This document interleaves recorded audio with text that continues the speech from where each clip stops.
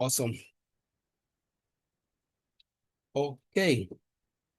Welcome, team, to today's session, right? And if I'm right, today is session 4 out of 5. And we've basically been doing some introductory stuff, trying to acquaint ourselves with some of the things that we'll be seeing in the main program. That is, depending on whether you are coming in for the web development program, data science, cloud engineering, or cybersecurity, right? So we started with general introductory courses, right? That is Linux and then cloud. So we've done some work looking at how to operate or navigate a Linux server, right? And then we also looked at how to deploy a simple website, that is a static one, on AWS cloud. So at least we've had a taste of working with servers. We've also had a taste of working with the cloud. And today we want to shift a little towards the direction of artificial intelligence. And with me in the call is a colleague from work. So currently both of us are working on a project for a company in Canada, right? And the name of the company is QMind. So you can search them out on the net. And we both work as data scientists in that company. And let me say data scientists stroke AI engineers. So currently they are more into integrating AI, or let me say digital services or digital resources to solve the problem of mental health, right? And they work with so many companies, so many universities, and in so many countries, actually in Europe and the Americas, to make mental health services accessible to almost everyone who needs it. So we are part of the AI and data science team who works on integrating artificial intelligence into most of the software that they are using for their operations. Okay, so I'm really glad to have my own working colleague from all the way from Namibia. And as I told you, we are all remote workers, right? So from different parts of the world, we meet on the internet and we work and we are paid. So that is the world of remote work. So I'll be handing over the session to him. He will do just an intro into the world of artificial intelligence. If you guys are lucky, we'll share some of the things that he has been working on, whether present and past. And let me tell you, he has been a lecturer at one of the biggest universities in Namibia, right? I think he's still with the university. So he has a lot of papers to his name. So maybe if you ask him, he may talk about the papers that he has written and published, and some of them worldwide, right? And he attends a lot of international conferences and what have you. So the guy really has a lot of exposure. So I believe that at the end of the session, I'll give room for you to ask him any question. It can be about his personal life. It can be about how he got into the world of data science. It can be about how his work as a lecturer or his how he writes papers and publishes the papers to international journals and how he gives talks at certain conferences all over the world. He may pour a lot of those things getting to the latter part of the presentation. So without saying much, Natalie, if you're in the call, kindly just give me a shout out or a hi. Awesome, awesome. All the way from Namibia. That's great. No, thank you, Glad to Shadrach. That was a very lovely introduction. I think you actually gave me very big shoes to fill. So I hope I'll be able to fill those shoes. awesome, awesome. Then Right. over to you, please. Okay, thank you. Right. So just for the sake of maybe the internet, let me just shut down my video for a moment. Okay, sure. Right. So a very good morning, good afternoon to you all, and thank you very much for It's actually having evening me. in Ghana. Yeah, it's also evening here, but yeah. Yeah. Thank you very much for having me. And actually, when Shadrach actually told me about this program, I was very excited, and I hope my talk is going to be inspiring. And first, I would basically start with giving a brief talk on just a brief introduction to artificial intelligence. So, without wasting uh,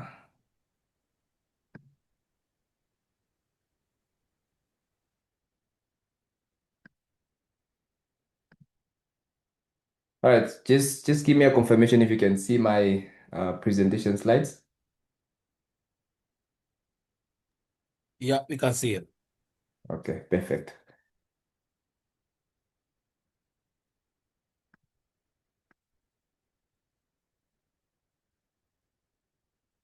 All right. So yeah, as Shadrach has mentioned, my name is Naftali Ndongo. I'm from Namibia, and I'm currently also based in Namibia. So Namibia is basically a country in Southern Africa, which is like next to South Africa, basically. And I'm currently working as a data scientist under the company called Ishango.ai, which is an AI and data science consultancy. So I'm working with Shadrach, as you have mentioned earlier. And we work for quite a lot of companies where we actually trying to provide data science and machine learning solutions, right? So most of us, we are working remotely, as Shadrach has mentioned, and that's actually how we're able to meet. And in addition to that, I work as a researcher under the UNESCO chair in digital technology design. And what do we do there? We actually provide digital solutions to indigenous communities. So as part of my work, we actually leveraging digital technology such as visual reality, artificial intelligence, and so forth to actually be able to solve some of these challenges. Right. So in my talk, I'll be actually taking you through sort of an introduction to artificial intelligence, where I'll look at first. I'll talk about what is artificial intelligence. Then I'll look at what is machine learning. Then I'm going to talk about.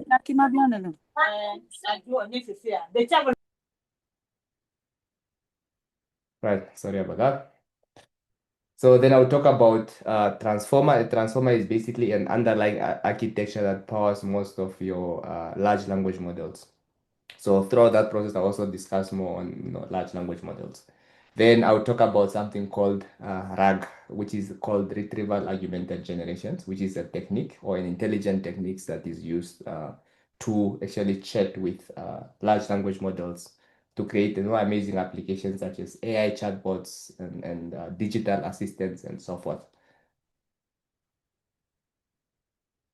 Right, so all of us has been hearing this word, artificial intelligence. The question will be, what is artificial intelligence? We've been hearing about machine learning. We've been hearing about deep learning. So ideally, we actually want to understand what is it, what is artificial intelligence, right? And what is machine learning? What is deep learning? Then I'll move all the way to actually describing what is a transformer, basically, right?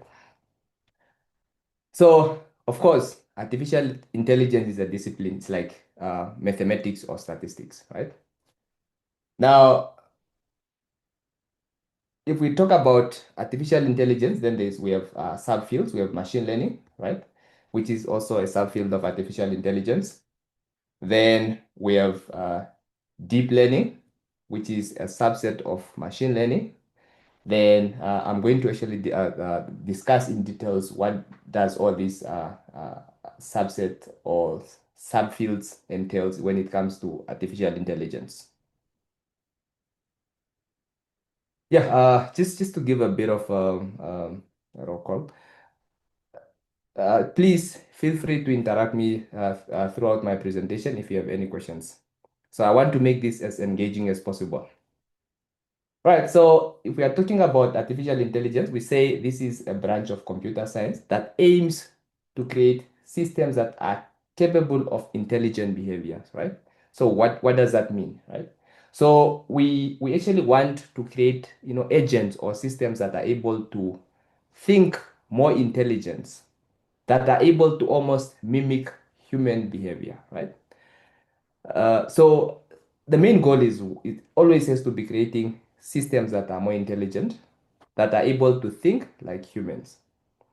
Now the question is, are we there yet? So if you think about what has been happening over the past few years, do you think are we anywhere close to having systems that are really really intelligent that performs way better than human beings? So this is a question to the audience.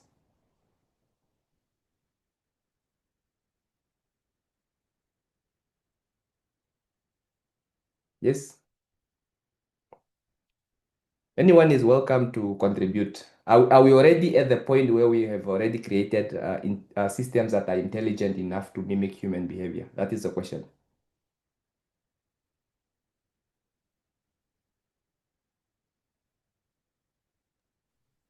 Guys, you can keep the chat active.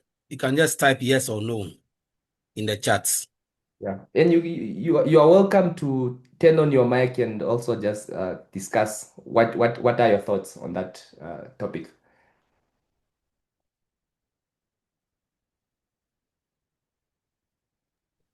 Okay, someone saying no in the chat. Okay, somebody said yes. Mike, you said yes. Why are you saying yes?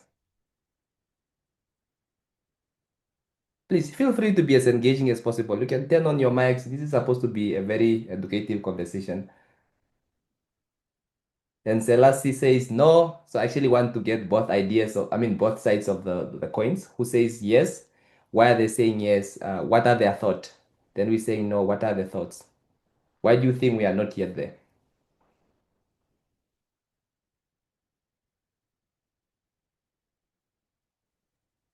Alikem, did you mind sharing your thoughts? You can unmute and speak if you don't mind.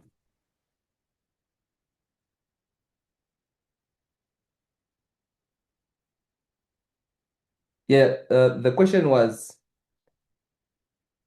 over the years, there's been a lot of advancement in artificial intelligence.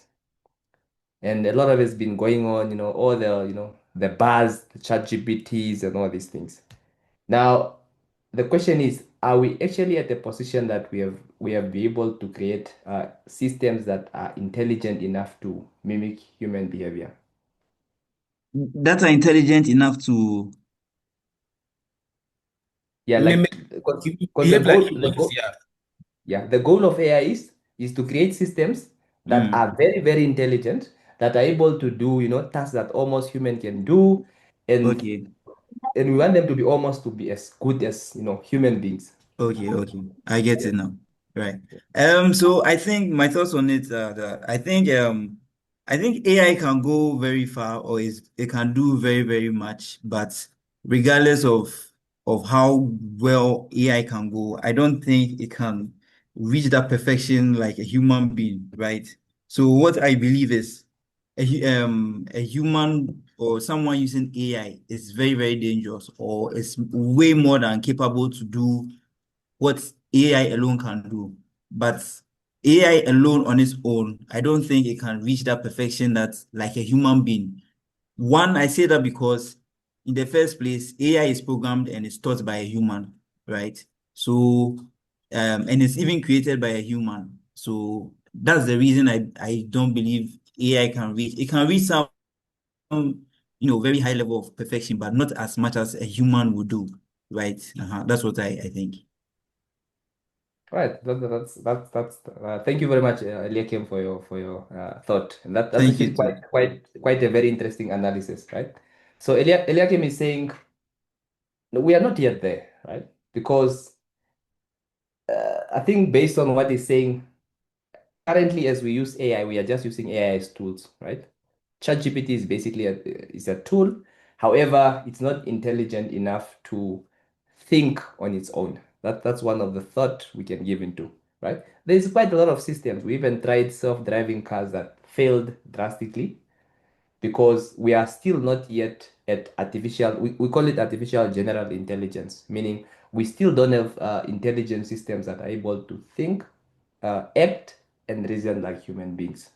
But the goal is we're actually trying to move toward artificial general intelligence. We actually want to move toward there.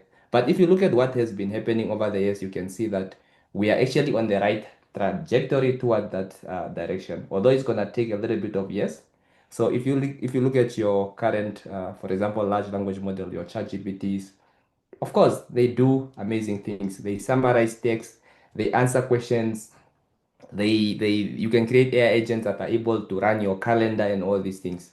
But still, that is there's still a lot of a human element in the loop that needs to control these systems.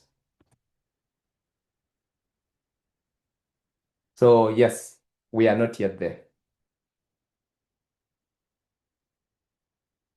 All right, so what is machine learning? So, as I mentioned earlier, I've said machine learning is a subset of artificial intelligence that empowers computer to learn and adapt from the data without being explicitly programmed for every possible scenario, right? So, what does that mean?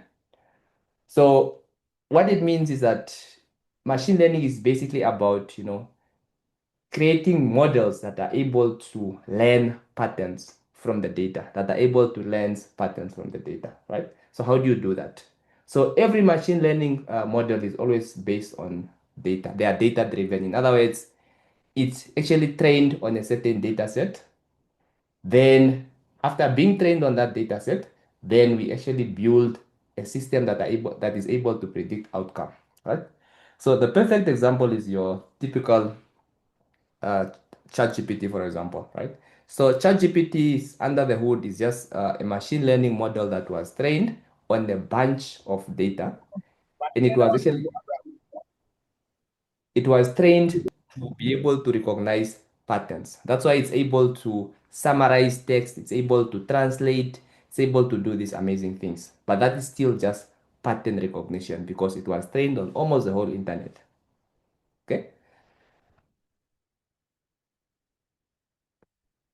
Right. So why do we really care about machine learning, for example, right? So number one is we as human beings over the years, it has always been about efficiency. It's always been about being able to solve complex problems, right? So if you look at traditional methods that we've been using, they're actually quite tedious and very slow. So now moving into the world of machine learning, we actually want to be able to solve complex problems easily and efficiently, right? For example, the issue of language translation, right? So over the years, you would actually need a human being to translate between your English and, for example, Spanish. But currently, you just need a mobile device that can help you do this, right?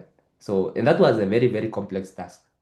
And again, human beings cannot handle huge amount of data. If you look at, for example, the amount of data being generated on a daily basis, being it from financial transactions, being it from your typical social media, Facebook, Twitter, Instagrams, that's a lot of data for a human being to comprehend. So that's why we need machine learning models to be able to handle such large amount of data quickly and be able to provide insights. Then there are some tasks that are quite repetitive, right? For example, nowadays in a lot of office, or let me give you a typical example of, back in the days, if you have to deposit money, you needed to go to an ATM, right? But some of these tasks now are being replaced. I mean, sorry, you needed to go into a bank and consult a teller, somebody who actually need to help you deposit the money. But nowadays, such things are actually being considered as repetitive tasks, which we replace with machines, right? So, of course, even machine learning models are actually about uh, automating some of the tasks, and they are used in a lot of back offices. So there's quite a lot that is going on. For example, Shadrach has mentioned about, we are working in the medical health field, right? Where we're working with, mental health uh, clinicians and clients. So now some of the solutions that we are providing is actually being able to analyze this, right? Imagine you are actually going to a doctor, then the doctor doesn't have to write for you a notes on how you are feeling, right? So there's actually just a large language model that first you have, as you speak to the doctor, the speech is being transcribed and that speech is being analyzed by an LLM, a large language model such as your Llama or your ChatGPT. Then ChatGPT actually try to deduce from the conversation between you and the doctor what is the problem, what is the issue. Then they provide a note, which can actually go as far as providing a prescription for your treatment or for your medications, right? So that's how amazing some of these things. So we want to automate, the doctor doesn't have to spend much time writing a prescription notes to a patient, for example. So that can actually be replaced by a machine learning model, right? And also, another important thing is we want to improve and adapt over time. So I have mentioned that over the years, we have actually there has been a lot of improvement in artificial intelligence, right? but the goal is to move toward artificial general intelligence, where we want to have systems that are able to, think, reason, and perform tasks almost like a human being. Right, so just briefly, I will take you through the types of machine learning. We have supervised learning. Supervising learning is about learning from labeled data. For example, initially as your large language models such as ChatGPT were created, these were first created as supervised learning models, right?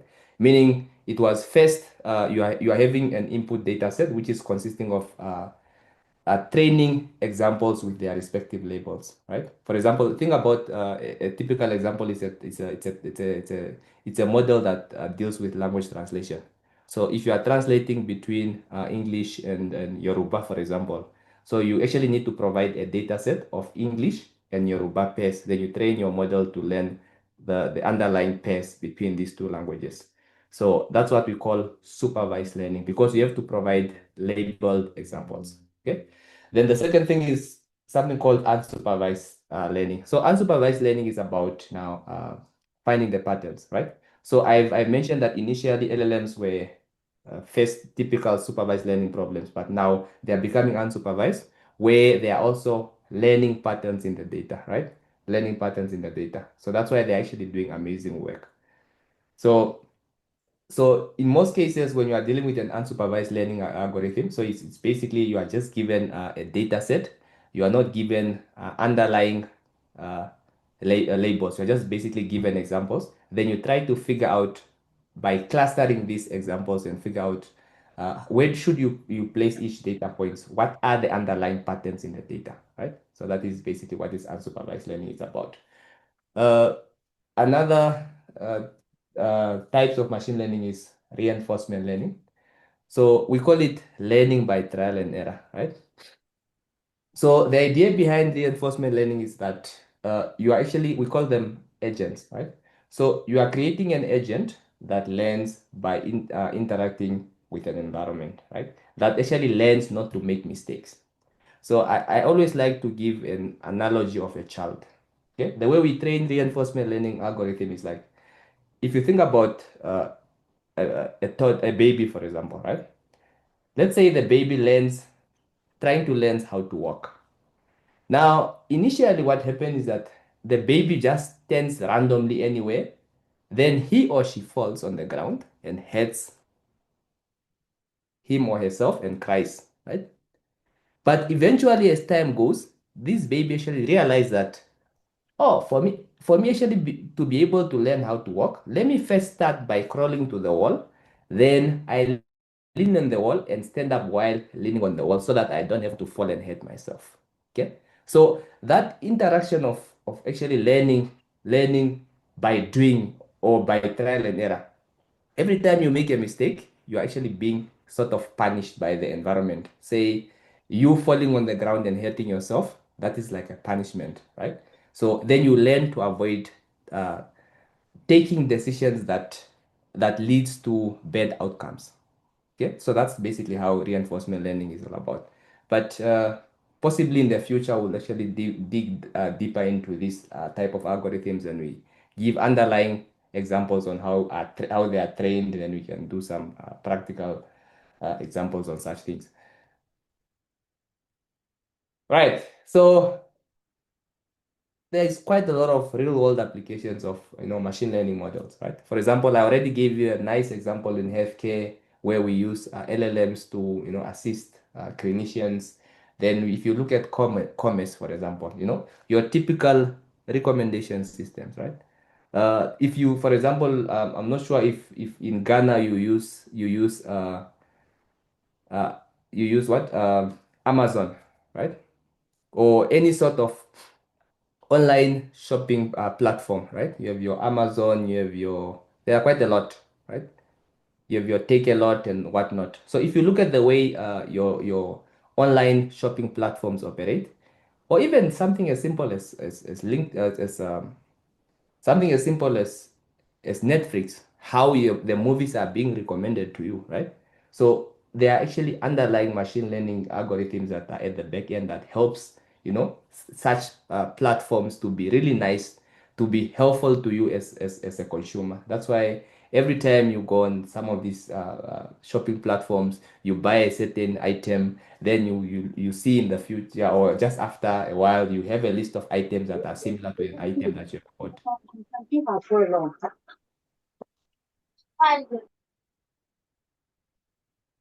Okay, so that is actually some of the applications in e-commerce, right? So if you look at in your finance, so there's quite a lot of things that are going on in the banking sector where people are using machine learning models to actually first improve financial transactions, and also in things like stock market prediction. There's a lot of companies that are investing a lot of billions of dollars into creating technologies that are able to help in the trading process, right?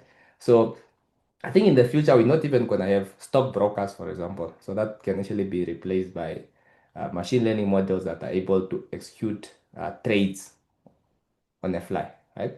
Then you have your voice assistants, your Siri, your Alexa, and so forth. Then, not to mention your models such as ChatGPT that really makes your life as easy as possible. They help you do your assignments, they help you write letters, even business letters. They do quite a lot of amazing things. Just they help you to do basic tasks as fast as possible, right?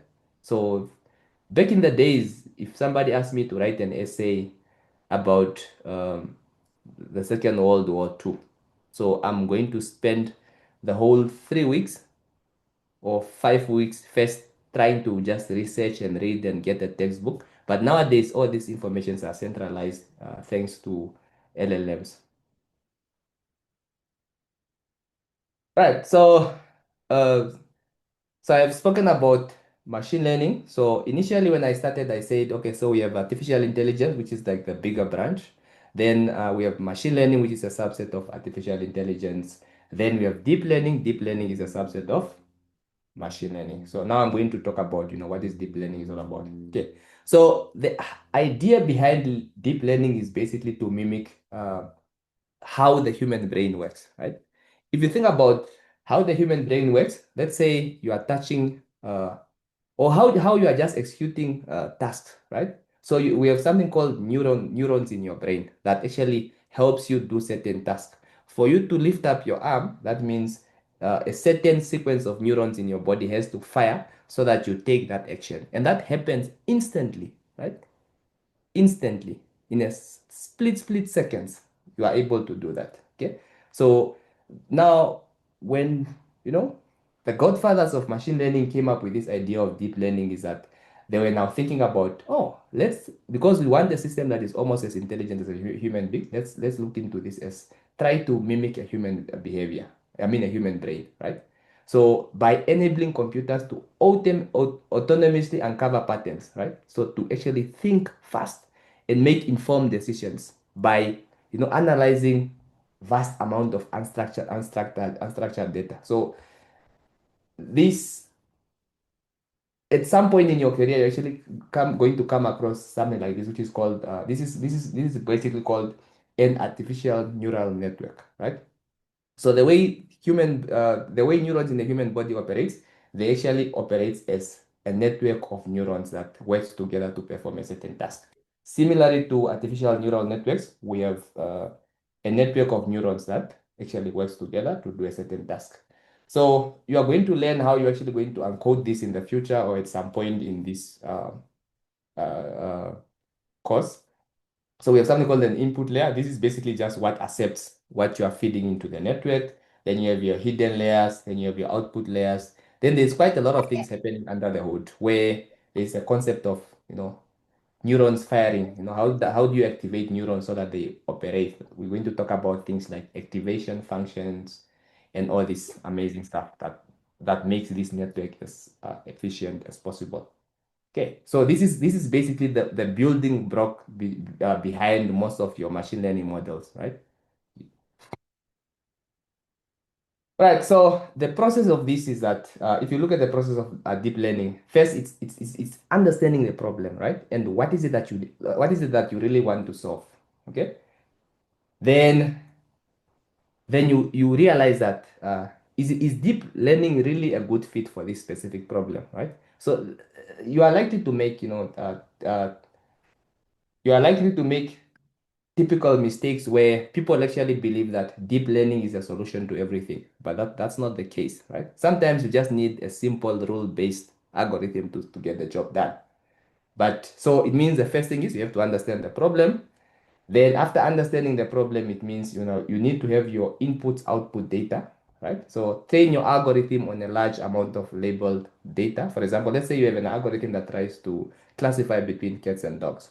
Okay, so it means you need to give it a bunch of training images of cats with their respective cats and dogs with their respective labels to say, okay, this is a cat and it's labeled as a cat. It's a dog and it's a labeled as a cat. That's just a simple basic example, right? Then you need to identify what are the relevant data sets. What is it that what task that you are trying to solve? Am I looking at an image classification data set? Am I looking at the text classification? What kind of data set you are dealing with? Am I looking at a language translation data set? Then you decide on the most suitable algorithm. So that's the most important part of your process. Then you need to test your models. After you have trained your model, so it means you need to test it against, to test its performance on an unlabeled data set. So that's why typically what we do is the process of training machine learning model is all about, I have a data set, I split it into three parts. I have the training data set, then I'm also going to split the training into a training and validation so that during the training process, I'm going to validate the model's performance on the validation set. Now, the test set is always coming into play where you need to test the performance of your model on a data set that it has not seen before, right? So that's some of the things that you always need to do. Then, of course, you need to choose the relevant type of machine learning algorithms. There's quite a number of algorithms out there that some do similar things. Then you always have to decide which one is the best fit for your task. And there's a lot of things you consider. You consider things like infrastructure, do I have the infrastructure to train this particular model? The fastness of how the model trains, that also plays a role. And then you look at things like efficiency, right? And so forth. And also accuracy. Sometimes you might need to train a bunch of models, then you're only going to end up picking one. So that's actually the process of deep learning. Right. Are we good so far? Any questions? Please feel free to interrupt me in the process. Right. So I've mentioned about, machine learning is about feature extraction, you do things like classification. For example, if I have a model that is trying to classify whether it's a car or not car, or it's not a car. So it's about extracting the right features. So you input the data, you train your model, it learns the pattern so that it can actually be able to be tested on something that it hasn't been seen before, right? So we say it uses algorithms and learn on its own, right? Sometimes it learns on its own, but in most cases, it may need human interventions, right? That's why we are still not yet at the point of artificial general intelligence, because so far a human still need to be in the loop. The way somebody uses ChatGPT, a human being need to prompt ChatGPT, and sometimes also say the answer you are giving me do not make sense. Do it this way.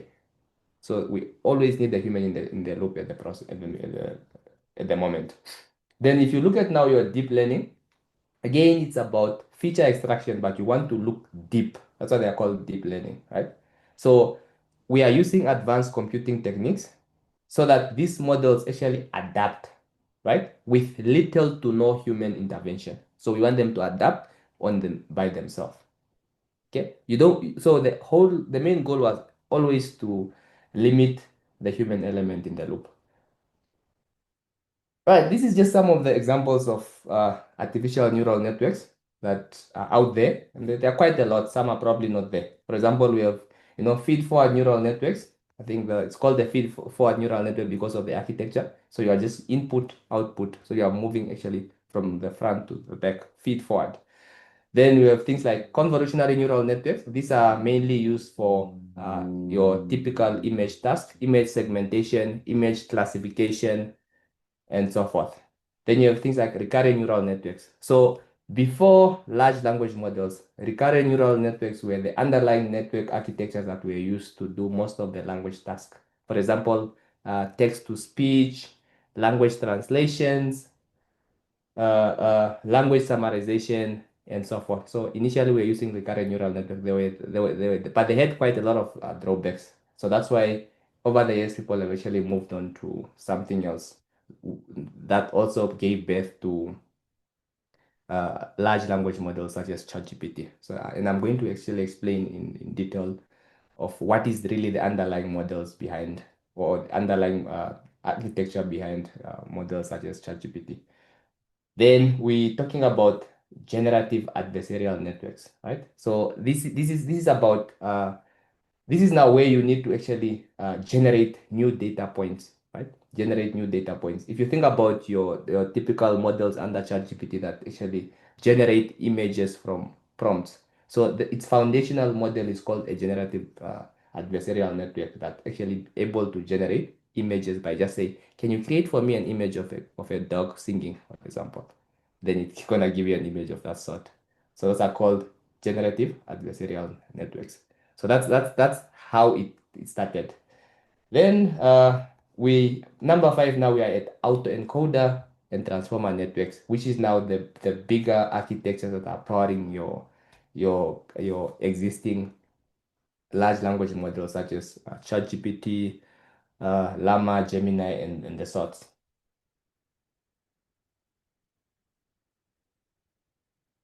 Right. So of course, there's quite a number of applications of deep learning, right? So we use deep learning in healthcare and medical sector. If just Shadrach has mentioned some of the tasks that we are working. Then you look at your social media analytics, so, right? The way Facebook actually surprisingly able to see every time you save a new person's number, then the next day they will suggest this person as your somebody that can be your friend or somebody that you may know, right? So all these social media analytics are done with a lot of large language models, and there's a lot of features in WhatsApp, in Facebook, right, which are powered by deep learning models. The issue of autonomous vehicles, there's a lot of computer vision going on that are powering these vehicles. Then if you look at cybersecurity, people are now using deep learning models to look at things like cyber crimes or be able to actually figure out whether this is a malicious attack or not, right? Then you look at your natural language processing, right? Which is your speech, your text, your audio, and all that sort. So those are type of deep learning applications. Then you have your computer visions, right? Which is just another aspect that deals with understanding vision, right? So remember the goal is to move toward, artificial general intelligence where you want to think almost like a human. So the human can speak, a human can hear, a human can see. I think we have how many senses? A human can feel, and all that. So we have about, I think, 7 senses as human beings. So that's why if you look at most of these machine learning models, they are always about mimicking those kind of behaviors that human beings are able to do. Right. So we are going to talk about, I've spoken about deep learning. Now I'm going to look into transformers, right? So, okay, transformers are not transformers as known in the movie Transformers. So if we talk about transformers, it's basically a powering architecture, which is composed of something called an encoder and a decoder, and there's quite a lot of mathematical computation going on under the hood.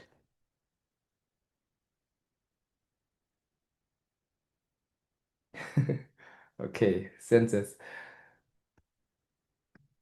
All right, so this is if you look at your ChatGPT. So ChatGPT, it's actually I think it's an encoder-based transformer architecture, right? So it's so you always have an encoder and a decoder. So meaning your encoder actually trying to understand your positional encoding of how your text or how your input data is classified, right?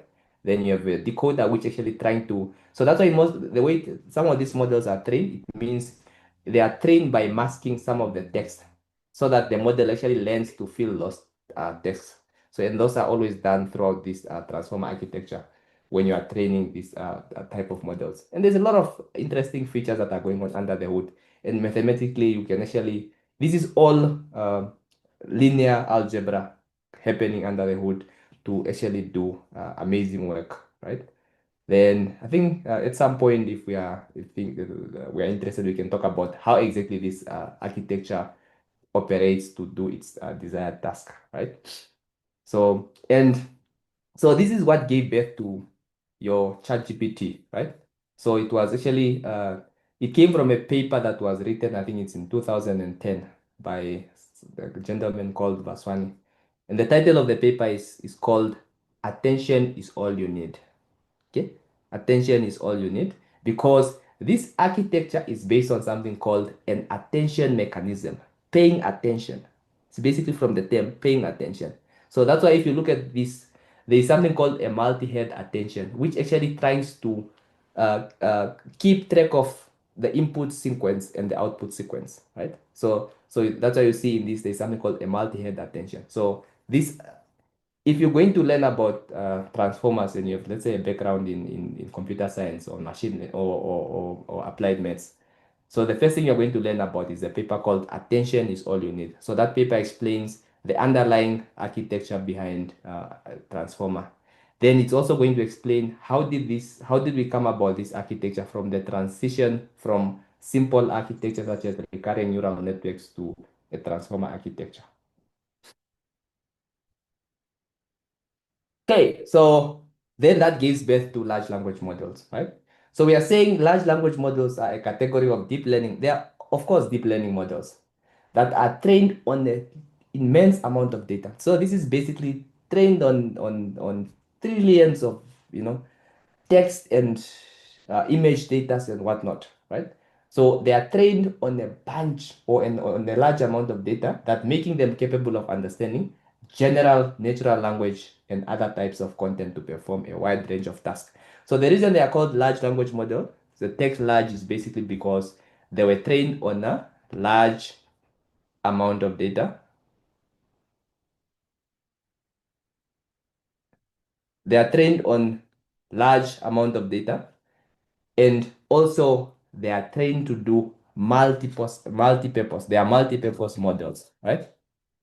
So the reason we say they are multi-purpose think about at the moment with ChatGPT.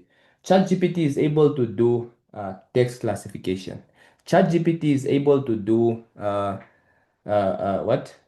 Text to image. ChatGPT is able to do language translation between different languages. ChatGPT is able to do language summarization. You can see the amount of tasks that you do. Even when you interact with these models, it's like your go-to model for all tasks. If somebody asks you to summarize a paragraph, you go to ChatGPT. So they are called multi-purpose models. Okay. Of course, I mentioned that large language models are built on a type of neural network architecture called a transformer. So the underlying architecture is a transformer architecture, which actually solve the underlying issue in basic deep learning models such architecture such as recurrent neural network, by actually making it easier to handle a large amount of data. Yes, George. So that's why now we are actually able to do quite a lot of things that we were not able to do back in the past, right? So in the future, you can actually just pass in a whole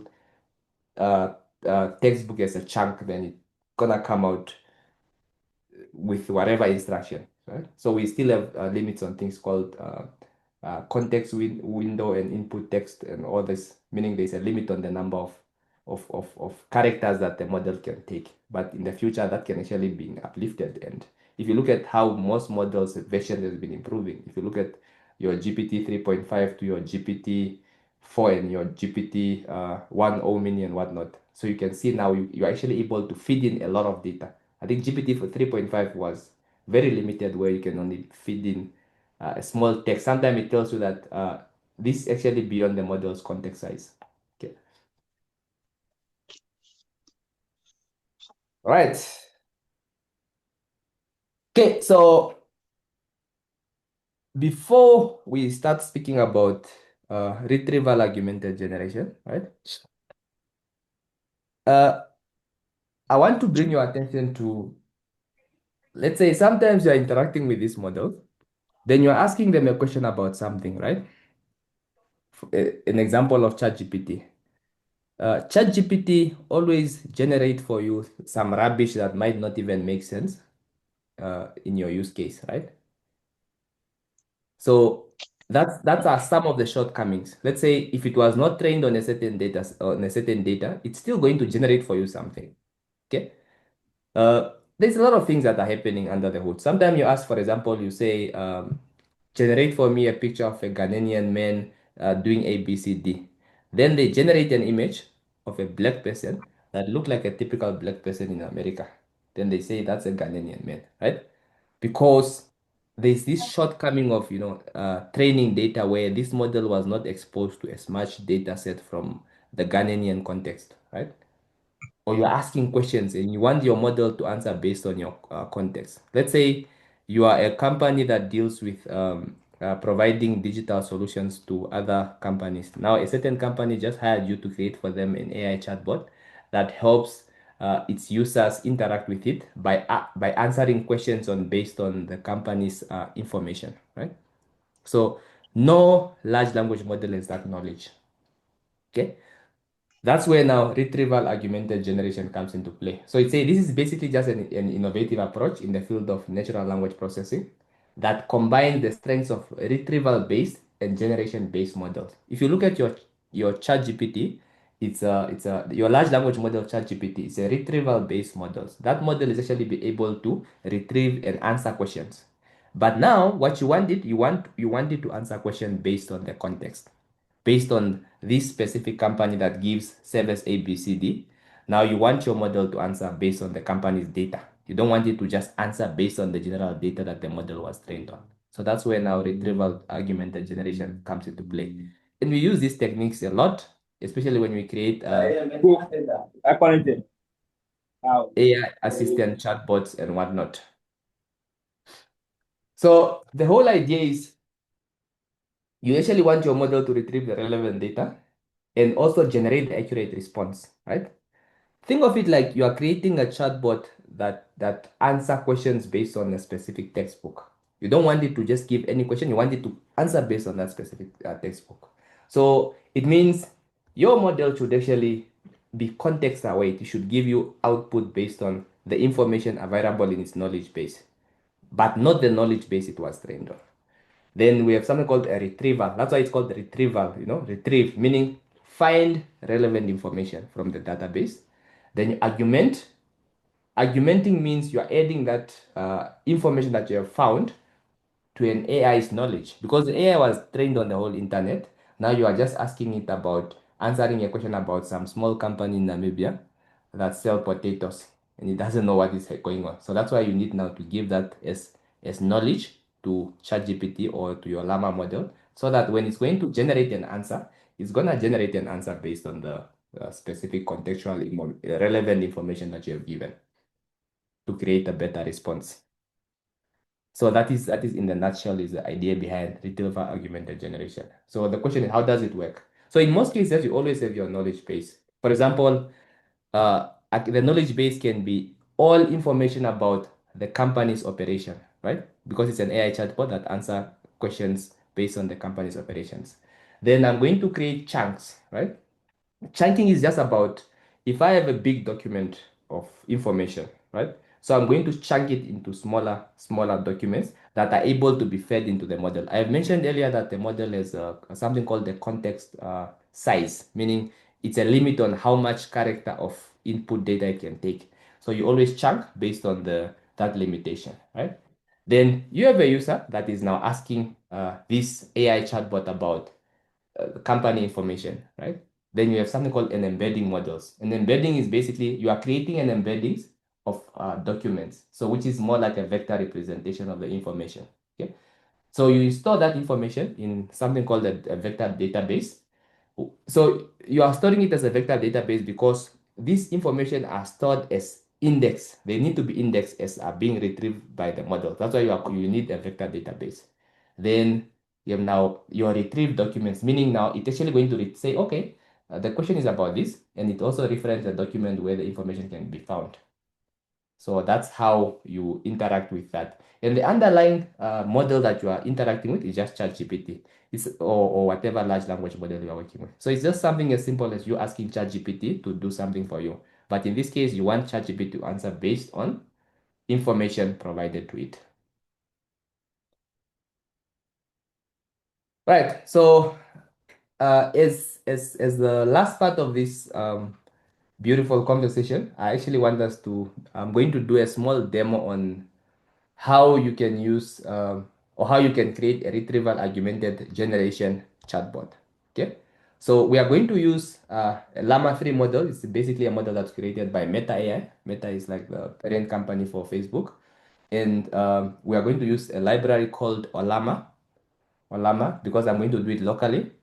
Then we are going to use to answer questions based on a textbook, right? I'm going to give it like a textbook of information. And in this case, it's a statistics textbook.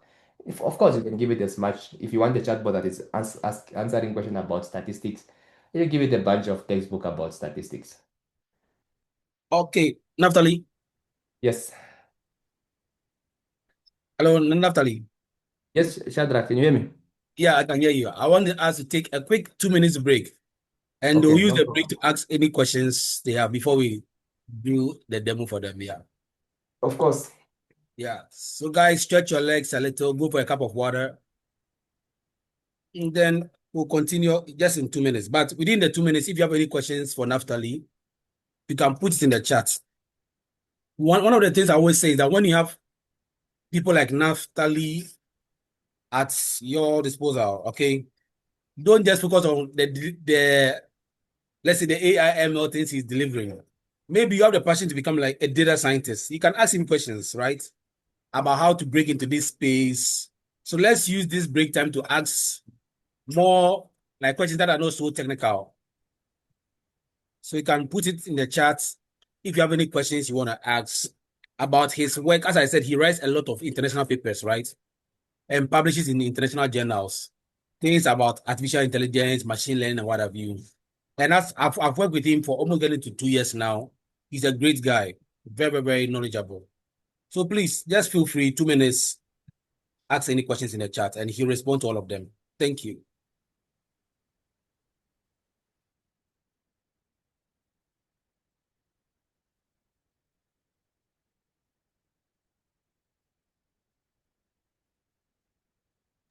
So just keep your questions coming. When the 2 minutes is up, he will attend to the questions, some of them, if not all of them, before he continues. Okay.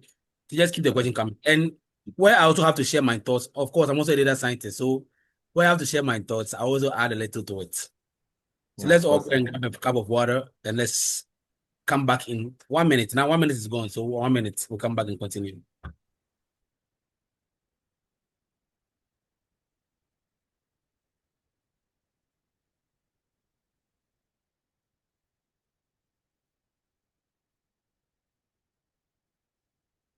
Yeah, I see we already have a couple of questions. Interesting.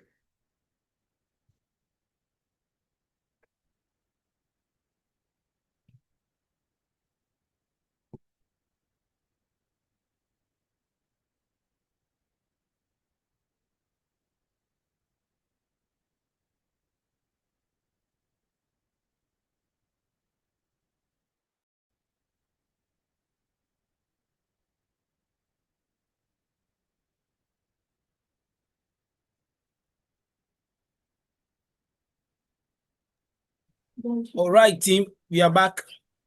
Natalie, would you want to respond to the questions? Some of them in the chats. Yeah, of course. I think there Okay. was a question from the first one. We can go with the question from Eliakim. Can AI work without any data or database? Okay. So if you look at the beginning of this presentation, right? So I was talking about, training and whatnot. So ideally, the foundational or the building block behind artificial intelligence is always data, right? So of course it cannot work without data. So you need to learn or you get your inspiration or or you get your patterns from the data. So, and of course, the issue of database, there's quite a lot of application that we work with, right? If you look at a typical database, for example, when I was talking about a RAG system, there's a database that is hooked, which is where you are going to store information. So, of course, AI is always data driven, so it cannot work without data. Okay, breaking into this field. Okay, that I would say, yeah, that's a very, very interesting question, right? And it's very, very relevant at this point. So I can give my inputs, then also Shadrach can maybe come in and give his inputs. Okay. Now, one thing I can tell you about AI is it's basically a very fast, or it's a very evolving field which moves quite fast. And one thing you have to adapt. But breaking into this field is all about, first it's about what is it that you really want to do, aspire to do. Do you want to be a data engineer? Do you want to be a machine learning engineer? Do you want to be a data scientist? Then the most important part is acquiring the relevant skills for that specific field, right?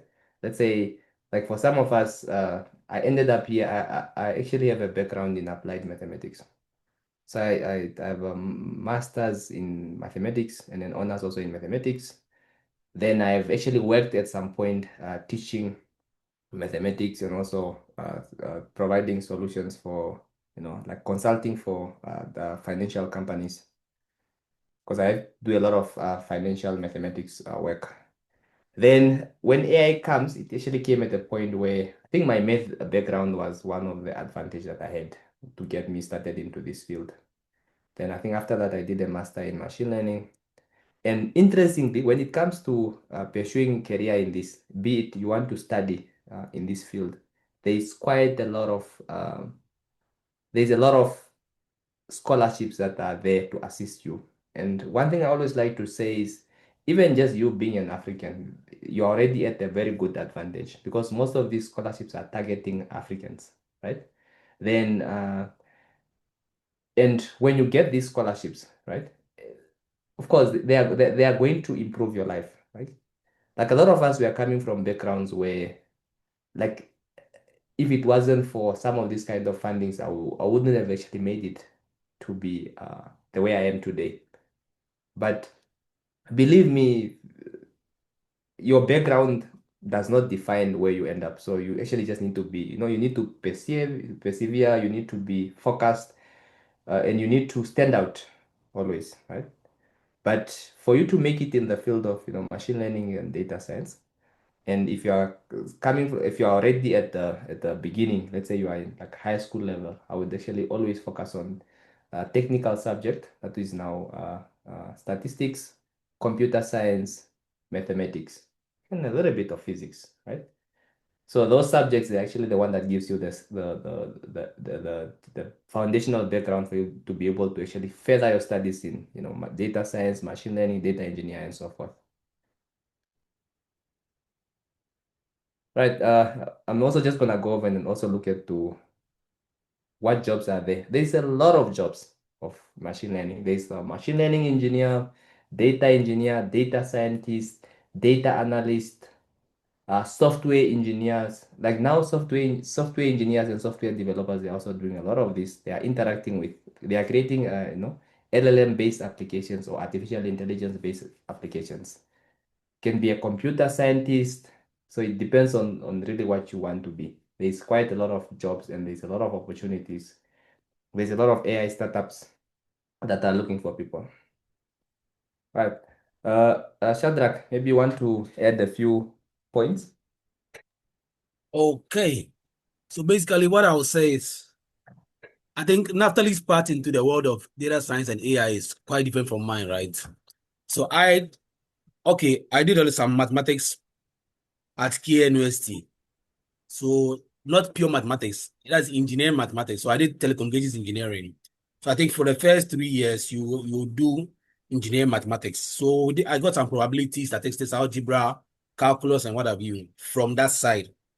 And previously from high school to any science student did relative maths, right? So that's basic understanding of algebra and then probability statistics was there. So building on that basic foundation, I'm just call it basic foundation, was enough to enter into the space. Now, one interesting thing is that in this space, okay, Natalie mentioned a couple of names. Data engineering. A data engineer does not need so much of the statistics and probability and algebra. So you can still break into the data and AI space as a data engineer, and you don't have to worry about statistics and probability and algebra and calculus and what have you. You can also become an AI engineer. Now, he mentioned that a lot of software guys are now calling themselves AI engineers because they just learn how to integrate these machine learning models into their softwares, right? Or I mean their applications. So with those guys, they also don't really seriously need any crazy mathematical skills. But generally, having a mathematics background is an advantage. But I always tell people that myself, I'm not coming from a very, very, very strong mathematical background like BSc mathematics, masters in mathematics, no. But still, I was able to get into the space. Then whilst I was working for some companies, I mean startups, then I strengthened my mathematics. I self-studied to strengthen my mathematics. So you can come into the space with basic math skills. Then as you are in the space, you keep on learning on the job, right? You keep on perfecting your algebra, you keep on perfecting your statistics and probability so that you can really, really understand the underlying of the things that you are building. I know a lot of data scientists who are building products for companies. They don't know or they can't understand or explain the mathematics behind it. But if you really want to become a senior in the space, then the maths, you definitely have to go back to it at one point in time or another. But definitely consider AI engineering, data engineering, if you don't really love mathematics at all. But definitely you meet someone or two. But if you are really a lover of mathematics, okay, then you can dive head on to data science, right? You can become a data scientist. And all the mathematics that you've learned since high school, all the probability and all the statistics, they all just come to life.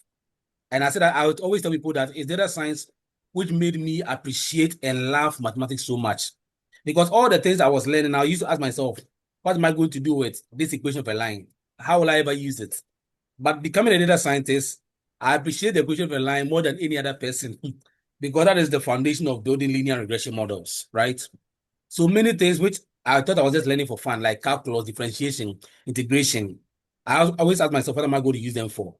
These are the things that we use to build deep learning models, right? Understand neural networks. So this is just what I want to say on it. You like mathematics, go for data science. If you are really scared of mathematics, but you still want to do stuff with AI, there's still AI engineering, there's still data engineering for you, right? You can also go into those two fields.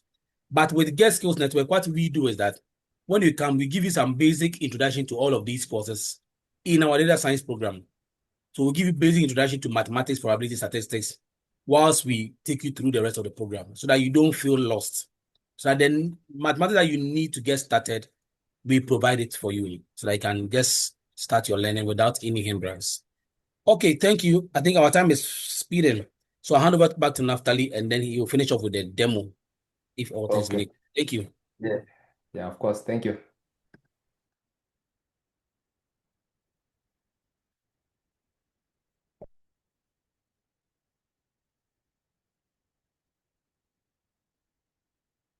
Right. So I'm just going to take you through a quick demo on how you can create a simple retrieval augmented generation chatbot. So this is basically you are going to ask this chatbot is will be answering questions based on a specific uh, knowledge base. In this case, the knowledge base is a textbook. So ideally, basically, I gave it a textbook called Probability and Statistics for Engineers and Scientists. It means this chatbot should actually be able to answer questions that you are asking from this textbook, right?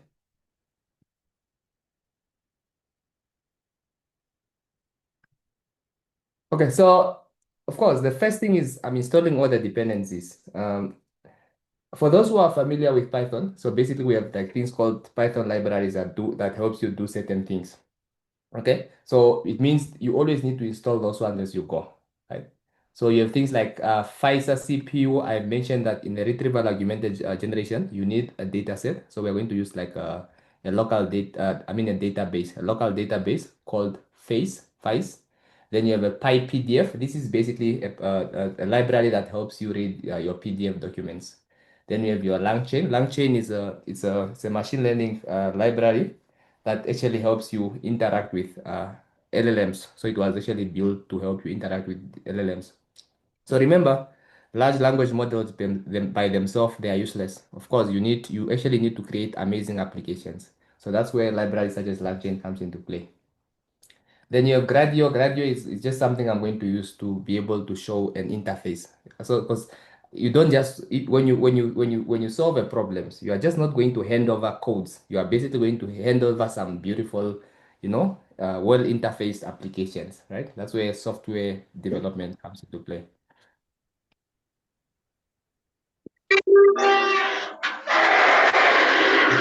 So I think at the end of this, Shadrach can share the whole notebook so that you can also play around with it. But most importantly, so I've actually broken down this into small parts where, for example, the first part is about how do I read those documents into, if I have a folder called PDFs consisting of PDF documents. So I need to read this into my program. So that's where this function comes into. It's called load PDFs, right? Which is just going to help you load these PDF documents and be able to read them into memory. Then I have mentioned about chunking documents when I was talking about when I was talking about the what the RAG-based system. I was saying, okay, these documents has to be chunked. So meaning you are going to create a knowledge base consisting of chunked documents, which you are going to store them in a vector database. So that's basically what this piece of the code is doing, right?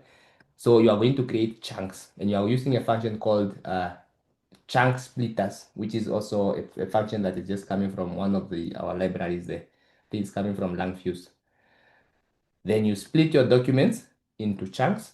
Then here I'm just printing out, okay, how many chunks have I? So it means you have actually loaded about 813 pages. So these specific two documents together combined, they are consisting of 813 pages, and that actually created about 2,716 chunks. So I mentioned that the reason we are chunking is that because large language model have limits on context size, right? It means they only accept a limited number of characters. Some will say it's 10,000 character or 10,000 whatever. So there's always that. So that's why we always need to chunk this, because you cannot feed in the whole document at the same time. Otherwise, you break your model. Then you are going to create an embedding. As I have said, an embedding is just a vector representation of text, right? So you are converting your text to vector so that you'll be able to retrieve this as vector, as indexed into a vector database. So that's what we are going to do. So we're going to use something called nomic embed text. So this is also it's an embedding model which comes from, I think it's come from Langfuse. Okay. So I'm using Olama. So, oh yeah, this is actually an Olama embedding. Sorry. Olama is, as I have mentioned, Olama is just an application that was created by Meta, which helps you interact with their large language models, meaning it helps you interact with your meta models, such as your Llama 1, Llama 2, 3, and so forth, right? So that's why they created this Olama platform.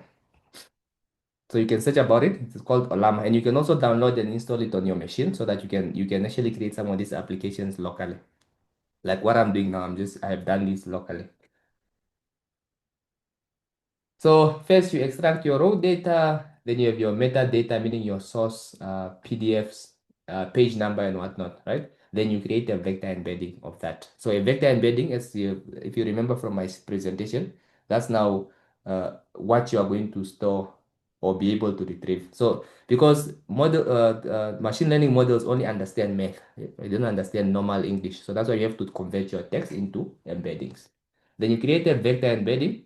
So normalizing, here we are using something called L2 normalization, which is basically just you, in simple math language, is just you finding the norm of a vector, which is just the magnitude of a vector basically. But in this case, so we are going to use this vector embedding library to do that. Then I've mentioned that we are using a vector database, which is called FICE. So meaning the way your chunks are stored, they have to be stored as, they must be indexed correctly. That's why you need to create index so that each chunk is corresponding to a specific index. It's more like keys on how you look up information, right? So those are now your indices. Okay, then here we're just basically creating a pickle is just creating a dictionary on like the way you look something in the dictionary, in a normal English dictionary, for example, you always look that based on some keys, right? So that's we can use pickle for that. Then the next thing is how do I retrieve the information? So this is just a function, a helper function that I have created to help you retrieve information from your database. So meaning when you interact with the model should retrieve information based on the data that you have fed it, right?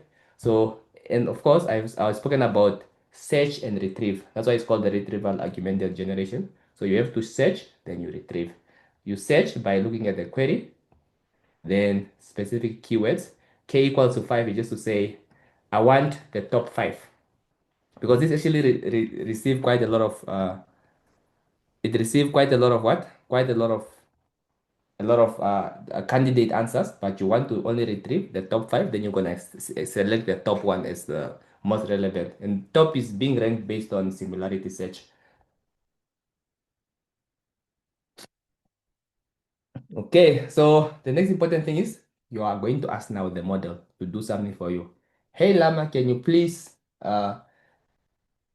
explain for me how do I, for example, how do I find the probability of type 2 error, or how do I find the confidence interval for ABCD? You can ask it such questions so that it gives you information based on that nice contextually relevant answer. So that's what now the question answering is about, right? Because you are sending a question, then the model, I mean then you retrieve the relevant information from the database, then you embed it to the model so that it gives you a contextually relevant answer, right?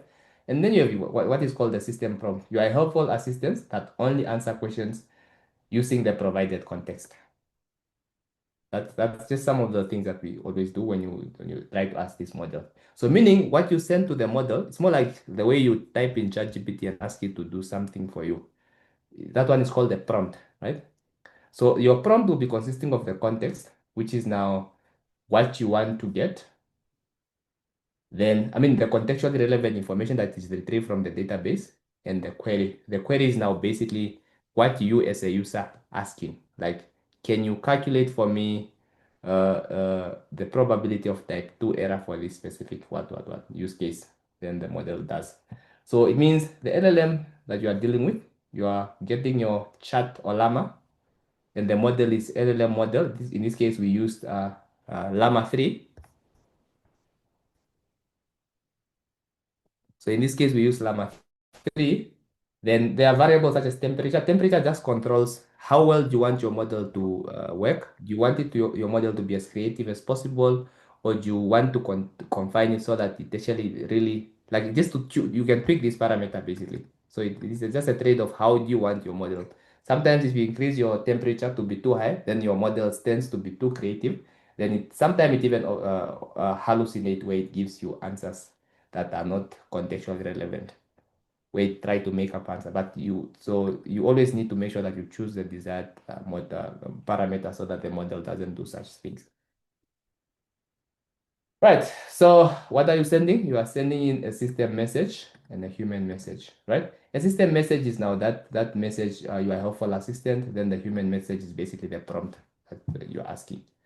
Then I mentioned about Gradio. Gradio is it's just an application that helps you create a nice, beautiful interface. So that, because as I have mentioned, uh, you don't we write codes, but what we sell to the user is not codes. We are selling them products that they can interact with.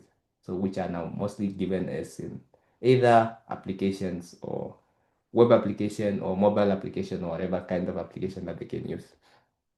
Or something, that's powered in a certain shell, either in a robot or whatever. So that's why the beauty of machine learning is also, the other thing is software development, where you need to create interface and also application that people can interact with.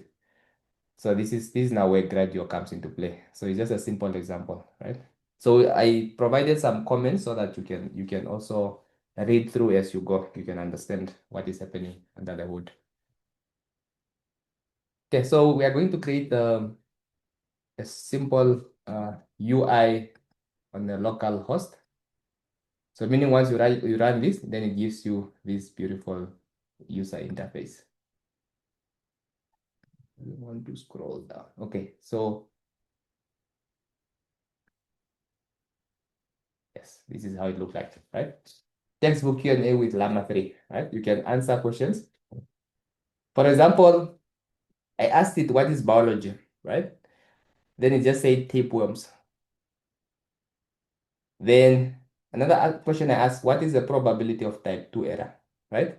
Of course, this is really, this must be existing in that textbook. But if you look at what is biology, there is no information about biology in the textbook.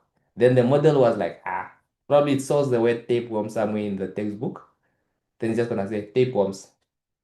But in the best case scenario, you also want to code your model your chatbot such that if you ask it a question and it doesn't have information from the relevant contextual database or the given information, then it should also respond and says, "Oh, I'm sorry, I cannot help you with this query because I'm an AI assistant chatbot that specializes in answering questions about introduction to statistics, for example." So that your model, your chatbot needs to know when there's no answer. I think that's the one thing that I did not add in this code, but that is something really, really possible and easy to do. Okay. So if you look at now, when I ask you what is the probability of type 2 error, then it actually obtains some answer. Then it can say, okay, according to the probability of committing a type 2 error, beta can be computed by finding the probability of obtaining 8 or fewer in the group. Then it answered this. Okay, not good, but you can still tweak around. Okay. So yeah, that brings us to the end of our demo, and thank you very much for listening. Thank you for all the wonderful questions. And I think at this point, maybe there's only a few questions that we can also address too. Okay, thank you so much, Naftali, for that wonderful, amazing presentation. Now, guys, let me tell you a secret about this. You see, most companies who think of adding AI, with the ones I have worked or we have worked with so far, from what I have seen personally, a project like this for a company, okay, could get you somewhere. Let me just be truthful with you. A project like this, let's say a full stack project like this, would earn you a lot of dollars, right? If you're able to build this and not just build it, but help them integrate it in their platform, they can pay you very well. The reason why I'm not going to mention any amount of money is because I'm recording this session, right? But I'm just telling you, most companies, even in Ghana here, who want to do AI, they ask you, we want a chatbot for our company, we want a chatbot for our company. And people can build toy chatbots, right? It looks like they'll work, but when you move into production and they fail.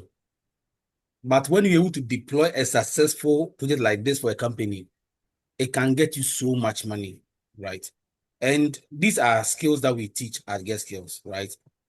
And you can see we have a lot of companies in Ghana who don't even have some of these applications in their websites. So let's say I mentioned something in the chat that I find it hard. I've seen a lot of data scientists, or in quote, people who say they've learned data science or they place on their LinkedIn profile, I'm a data scientist, but they don't really have any working experience. They've not really built anything for any company. And the trick is that if you are not led by someone who is in the industry, if you are not taught by someone who's in the industry, who knows exactly what the companies want, of course, you can go and learn data science on YouTube. You can go and learn data science on Udemy, Coursera, and all the other online platforms, right? Why do you even have to bother learning with us? Number one, we've been able to secure so many contracts in this space, in this remote job space, not just for data scientists.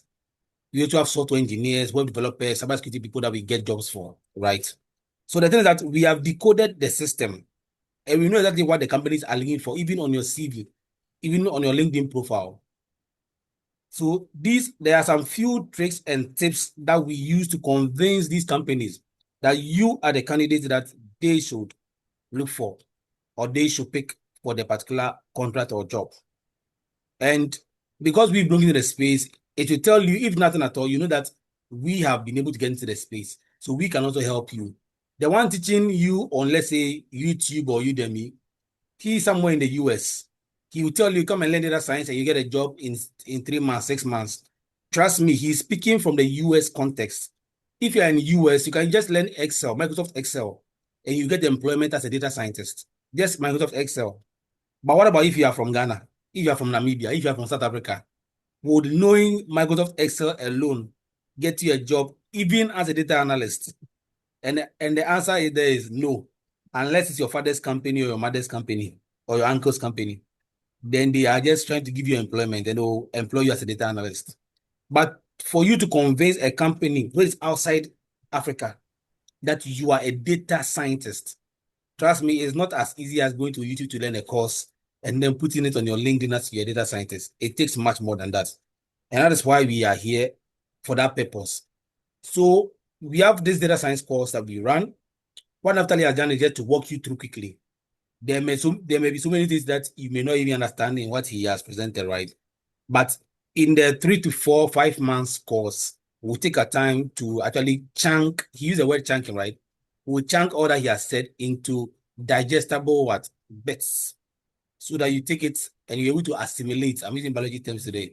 You can be able to assimilate whatever he is spoken of, then apply it to solve real world problems. And that is what brings in the big bucks, the dollars or the money. Solving problems, not even learning, but how do you use what you've learned to solve a problem and to prove to everybody that you are a problem solver. If you're able to prove to people on LinkedIn that you are a problem solver, the jobs will come chasing after you. You don't go chasing after jobs.